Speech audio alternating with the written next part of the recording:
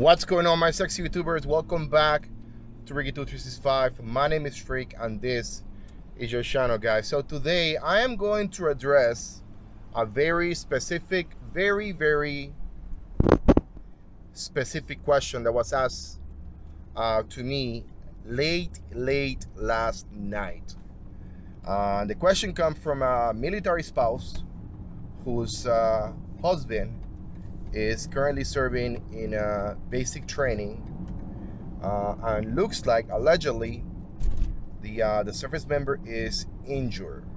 Okay, so let's talk about the problems that they are facing right now. I am not going to give any names in order to protect the confidentiality of these individuals and this family, and I will give them some possible solutions, some advice.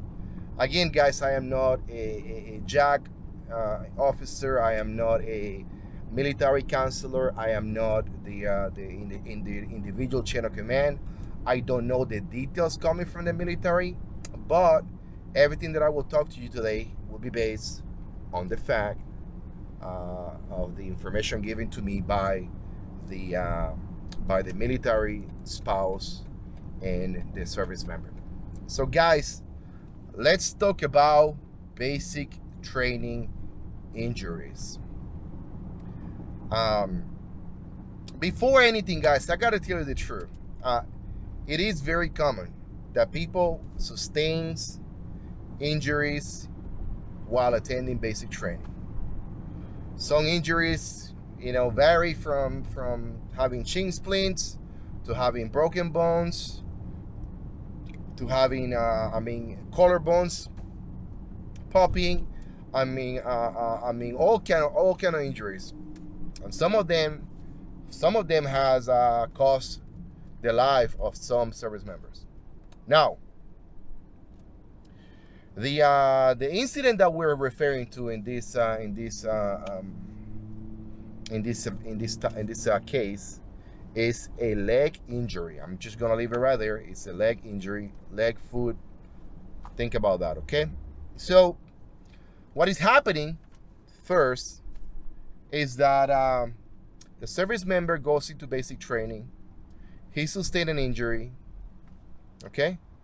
And the drill sergeant brings the soldier to medical care. Once he goes to medical care, the soldier receives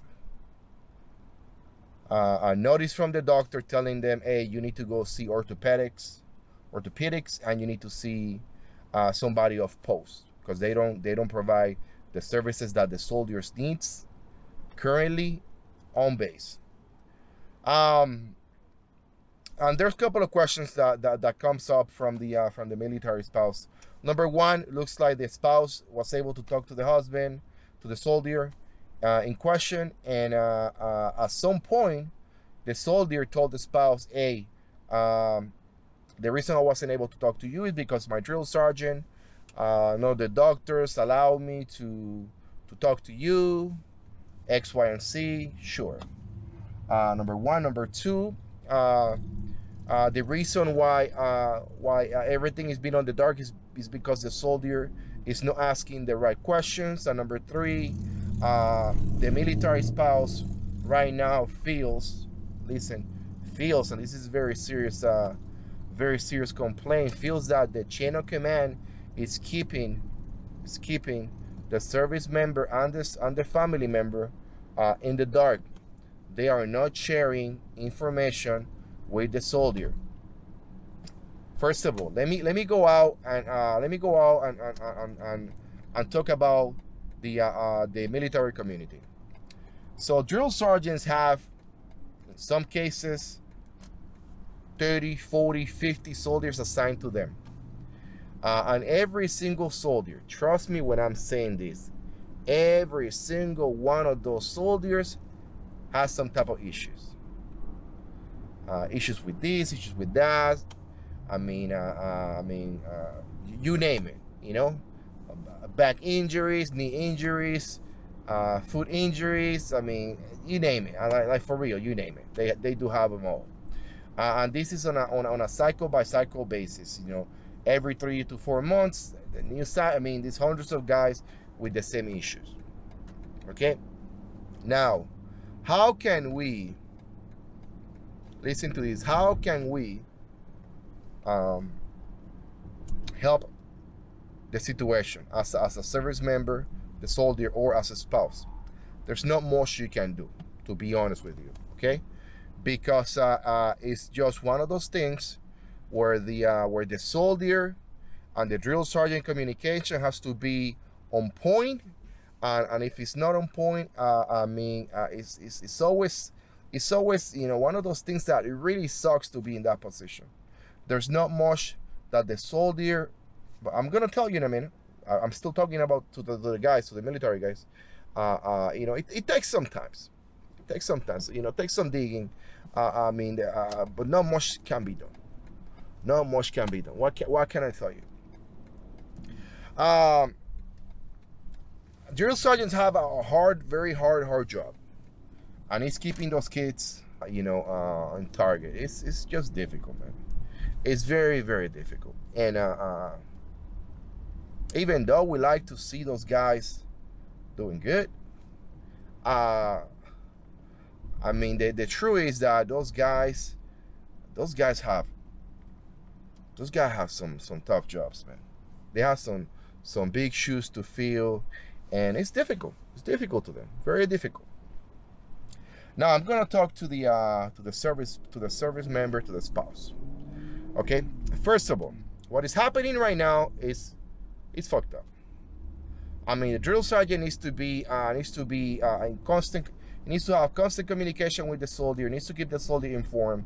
Needs to keep the soldier up to date. Needs to brief the soldier on the things that he needs to know in order to being able to provide to his family. Because right now, the soldier might be the sole provider of the family. Maybe right now the soldier, I have to turn around, is the individual who, you know, who is taking care of the whole thing.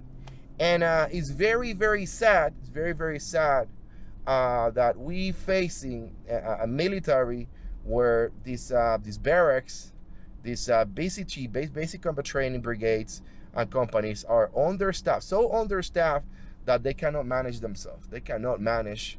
I mean, the groups of people. They just can't manage it. They just can't manage it. Shit happen, you know. That's the way it is. Now, what can the husband do? What the military? What the service member? What can he do? So very simple, guys. One of the things that he can do is that he needs to try to talk to other drill sergeants. Hopefully, maybe he needs to try to talk to the chain of command if he feels that he's being mistreated. If he feels that he's being not taken care of, he needs to talk to the chain of command. You know, maybe he needs to talk to the senior drill sergeant, or maybe he needs to talk. Listen with what I'm about to say. Maybe he needs to talk to the commander or the first sergeant. If these things don't get fixed, and the injury is a very serious injury, very serious injury, this can lead on the soldier to be handicapped for a long time. Shit real. Shit is real. And we need to make sure that those soldiers take care of themselves. We need to make sure that those soldiers do what they're supposed to do in order to move forward. You know, not everybody knows what they're supposed to do. Not everybody knows that they need to do X, Y, and Z. Not everybody knows. This is kind of messed up right here. I need to step outside. This is kind of fucked up right here. I'm not gonna be able to put gas right here. So many soldiers don't know what they're doing. They really don't know. But what can we do to help those soldiers out? Okay, this is where the wife comes in. Okay, and I'm gonna give the wife a heads up on things that she should do in order to in order to try to take care of herself. Okay, so what she should do, I'm gonna tell you right now. I think the wife needs to contact the soldier chain of command.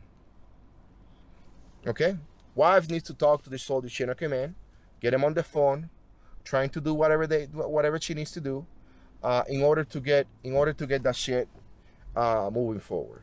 Okay. Number two, if the spouse don't receive any confirmation from anybody in the chain of command, she needs to talk to IG. And if she or him, if the spouse, it's prior service member, they should be very, very familiar with what they need to do. Whatever they need to do, they should be very, very familiar. So what you gonna do? Listen to what I'm about to say. What you gonna do?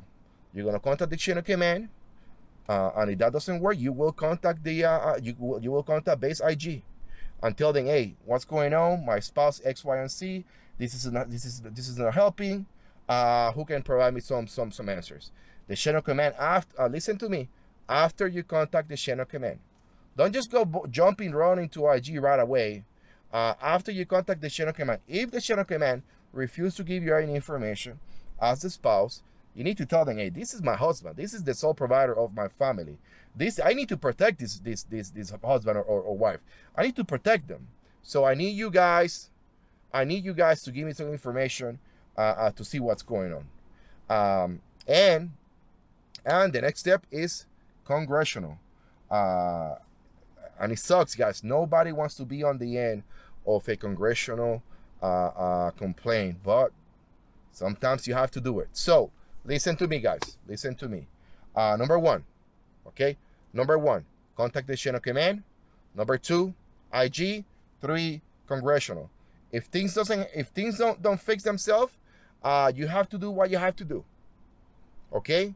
And it sucks that I'm telling you this right now, but it is what it is. Okay.